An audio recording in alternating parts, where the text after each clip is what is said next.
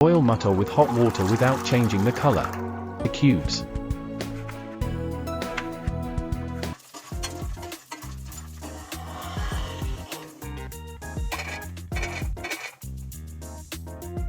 Now we will paste 3 parts of the boiled matar with coriander leaves.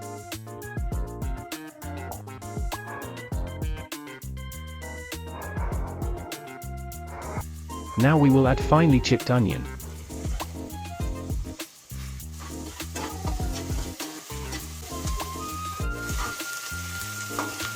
Add fried mangodi to the masala.